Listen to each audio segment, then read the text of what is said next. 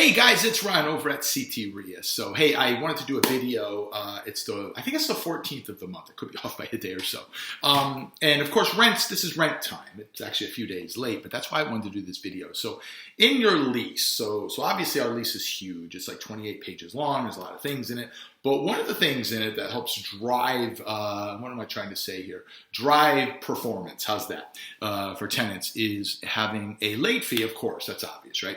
But also having a daily late fee. So the state of Connecticut says that it has to be reasonable, and they don't really define what that is. So we kind of have to stab at that number and try to straddle the line of get the tenant to perform, but yet if we find ourselves in front of a judge, which we're almost always going to lose, by the way. So the idea of the lease is to not go in front of a judge, and that's another video. But so the late fee is, in my lease, it's $55 late fee plus $20 a day.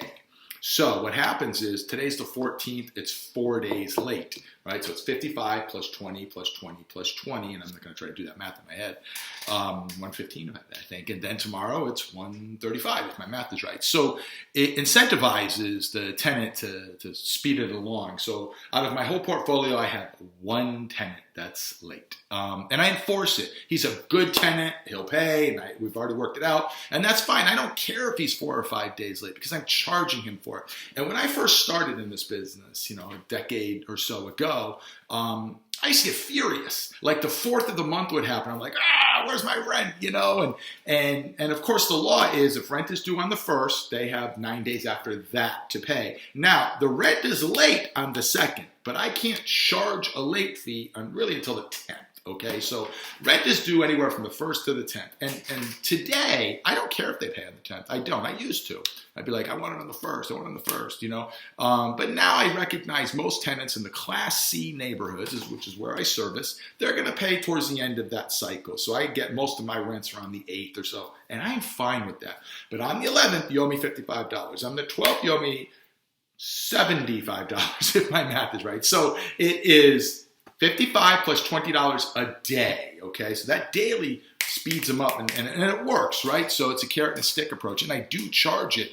If I do waive it, it's usually for the first time if they've been with me for a while and they call me ahead of time. So typically when I'll see that is if Friday is like the 11th. So if the 11th is on a Friday, I know I'm going to get a call about Tuesday or Wednesday from 1 or 2 people because they realize, oh my goodness, payday's Friday and that's the 11th. I'm going to be late. If they've been with me a long time and they don't really abuse that, I will waive it. I'll let them know that this can never happen again, but I can do a one-time. So I kind of have a one-time exemption for everybody. And I have to be careful to treat everybody the same because I don't want to run afoul of fair housing laws. So there's a lot of little rules there to dance. So you got to really know this business. But here's the thing, guys. It's a wildly profitable business.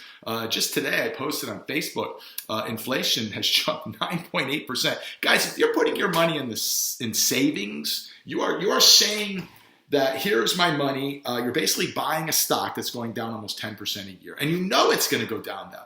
You're destined to poverty, okay? So multifamily in Connecticut is wildly profitable, but there's some rules of the road and some strategies, tips, and techniques that you want to use to make sure you get your money on time. If it's going to be a little bit late, there's a price to pay for that. And if you properly communicate it and memorialize it in a lease, guess what? Everything's going to usually run smoothly, okay? That doesn't always, by the way. So, hey guys, thanks for watching. Hey, listen, we are running into 2022. Super excited. I'm really hoping the pig is through the python, so to speak. Bad analogy. And that 2022 will be kind of we're coming out of everything, okay? So barring any changes, I think we're okay.